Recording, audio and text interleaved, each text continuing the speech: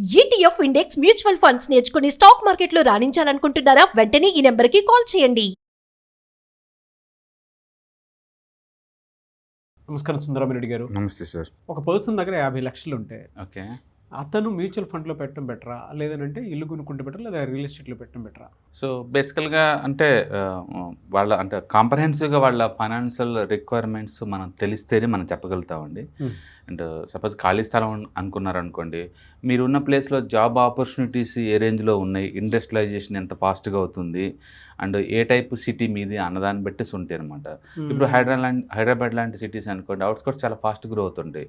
Yearly మనం average మీద ఒక 10% అప్రిషియేషన్ ఎక్స్పెక్ట్ చేయొచ్చు ల్యాండ్ బ్యాంక్ మీద.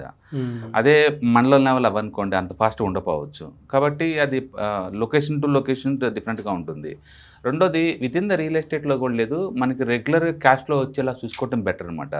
మేబీ కమర్షియల్ బిల్డింగ్ ఏదైనా తీసుకున్నాం అనుకోండి, రెంటల్ ఎంతకంత వచ్చే ఛాన్స్ ఉంది, లేదా రీట్స్ అని ఉంటాయి స్టాక్ మార్కెట్లో, అలాంటి వాటిలో ఇన్వెస్ట్ చేస్తే మనకి ఎంతకంత ఫ్లో వచ్చేలాగా ఉంది. కాబట్టి మనం ఏదైనా అసెట్ క్లాస్ తీసుకున్నప్పుడు ఏంటంటే, ఒకటి లిక్విడిటీ ఎప్పుడు కావాలంటే అప్పుడు మనం అమ్మచ్చా లేదు చూసుకోవాలి. అండ్ ఓపెన్ ల్యాండ్ అంత ఈజీగా అమ్మలేవు. అవునవును, depending upon the market condition బట్టి ఉంటుంది. రెండోది లీగల్ హెడేక్స్ ఎక్కువ ఉంటాయి. ఆ లిటిగేషన్స్ మనం చెక్ చేసుకొని 1-2 సార్లు మనం తీసుకోవడం బెటర్ అనమాట. అండ్ మూడోది క్యాష్ ఫ్లో. ఓపెన్ ల్యాండ్లో క్యాష్ ఫ్లోస్ ఏమి ఉండవు.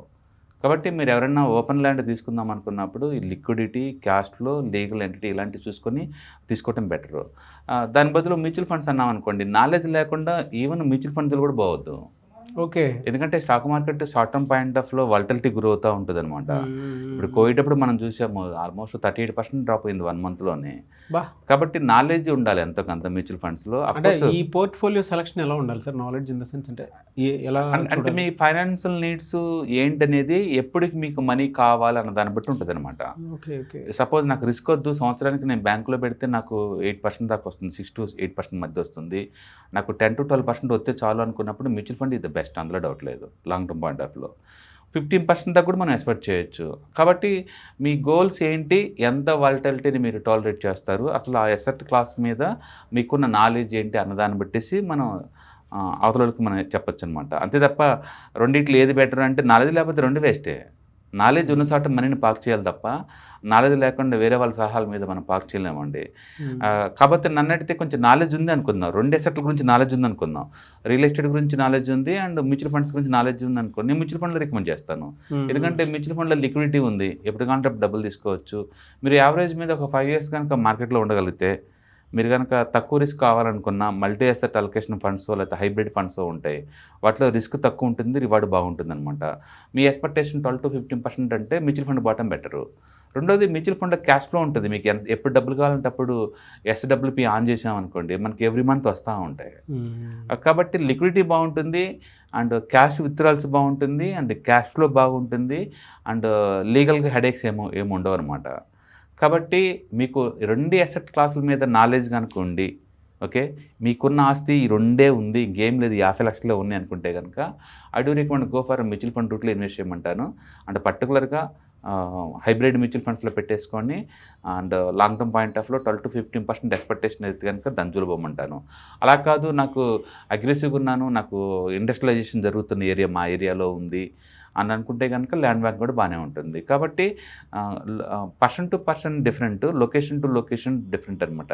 అందుకని బ్లైండ్గా మ్యూచువల్ ఫండ్స్కి వెళ్ళండి వర్త్ అని చెప్పలేము. బెస్ట్ కాంబినేషన్ అంటే రెండింటికి డైవర్సిఫై చేయండి. 50% రియల్ ఎస్టేట్స్ దాంట్లో, 50% మ్యూచువల్ ఫండ్స్లో పెట్టేసుకోండి, అలా కూడా బాగానే ఉంటుంది. ఏదైనా సరే ఒక అసెట్లో పెట్టేటప్పుడు క్యాష్ ఫ్లో ఉందా లేదా చూసుకోండి. క్యాష్ ఫ్లో లేకుండా మనీ బ్లాక్ అయింది అనుకోండి, అది ఎప్పటికో అమ్మితే కానీ మనకు రాదనమాట. రెండోది, మీరున్న ఏరియాలో ల్యాండ్ ఎంత ఫాస్ట్ గ్రో అవుతుందో చెక్ చేసుకోండి. పేపర్లో మీడియాలో ఏదో చెప్తూ ఉంటారు, మీరు పర్సనల్గా ఎంక్వైరీ చేయండి, ల్యాండ్ రేట్ ఎంత ఫాస్ట్గా అప్రిషియేట్ అవుతుందో చెక్ చేసుకోండి. మూడోది, రియల్ ఎస్టేట్ ఎప్పుడు ఇల్లిక్విడ్, మీరు అమ్మాల టైంలో అమ్మలేరు.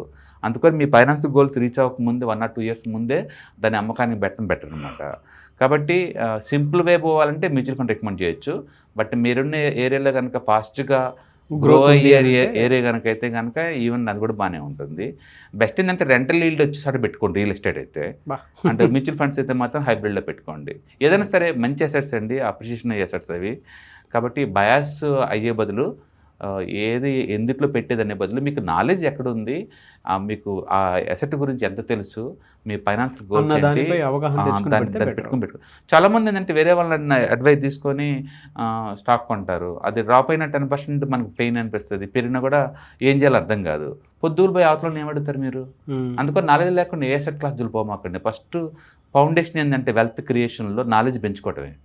ఫస్ట్ ఆ అసెట్ గురించి తెలుసుకోండి. ఆ అసెట్ అంటే ఏంటి, వాళ్ళు ఎక్కడ ఇన్వెస్ట్ చేస్తారు, ఎంత రిస్క్ ఉంటుంది, రివార్డ్ ఎంత వర్త్ ఉంటుంది, ఒక లాంగ్ టర్మ్ పాయింట్ ఆఫ్ ఉంటే నిజంగా రిస్క్ తగ్గిద్దా లేదా, మనకు కావాల్సినప్పుడల్లా అమౌంట్ తిరిగి బ్యాక్ వస్తుందా లేదా, షార్ట్ టర్మ్లో డ్రాడౌన్స్ అయితే ఎంతవరకు పడవచ్చు, ఇలాంటి కాంప్రహెన్సివ్ ఐడియా మీకు ఉంటేనే అసెట్ క్లాస్లో ఇన్వెస్ట్ చేయండి. అందుకని బ్లైండ్గా సోషల్ మీడియాలో బట్టి చెప్పినట్టు దానికి వెళ్ళండి దీనికి వెళ్ళండి అంటే వెళ్ళమాకండి. ఎందుకంటే చెప్పేవాళ్ళు ఎవరు పెట్టిన వాళ్ళు కాదు, ఇన్వెస్ట్మెంట్ చేసేవారు జడ్జి కాదు. అందుకని very good. Own experience important.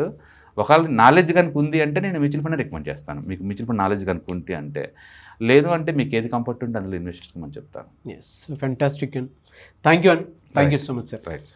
Hi, markets చాలా వాలటిలిటీ ఉన్నాయని భయపడుతున్నారా? మార్కెట్ ఆల్ టైమ్ హైలో ఉందని దూరంగా ఉండాలనుకుంటున్నారా? ఏది రైట్ టైం మార్కెట్లో ఎంటర్ అవడానికి, ఏది బెస్ట్ టైం మార్కెట్లోంచి బయటకు పోవడానికి తెలుసుకోవాలనుకుంటున్నారా? మార్కెట్లో mutual funds, ETFs, index funds ద్వారా మనీ మేక్ చేద్దాం అనుకున్నారా?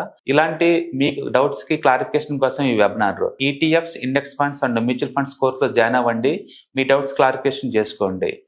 Every month Saturday, Sunday and Monday conduct చేసే ఈ కోర్సులో మీకు ఈటీఎఫ్స్ అంటే ఏంటి, ఇండెక్స్ ఫండ్స్ అంటే ఏంటి, మ్యూచువల్ ఫండ్స్ అంటే ఏంటి, different type of ETFs, index funds, mutual funds అంటే ఏంటి, ఇందులో ఇన్వెస్ట్ చేయడం ద్వారా లాంగ్ టర్మ్ లో వెల్త్ ఎలా క్రియేట్ చేసుకోవాలా, షార్ట్ టర్మ్ లో ఎలా వెల్త్ క్రియేట్ చేసుకోవాలా, ఎనీబడి కెన్ ట్రేడ్ ప్రోగ్రామ్ ఎలా పార్టిసిపేట్ చేయాలా, ఇలాంటి అన్నిటికీ మీకు ఆన్సర్ దొరుకుతుంది. కాబట్టి మీకు ఎవరికన్నా ఇలాంటి వాటిలో వెల్త్ క్రియేట్ చేయాలని కనుక ఇంట్రెస్ట్ కనుక ఉంటే కింద స్క్రోల్ అవుతున్న నెంబర్ కి కాల్ చేయడం ద్వారా మీ సీట్ని బుక్ చేసుకోండి. Thank you.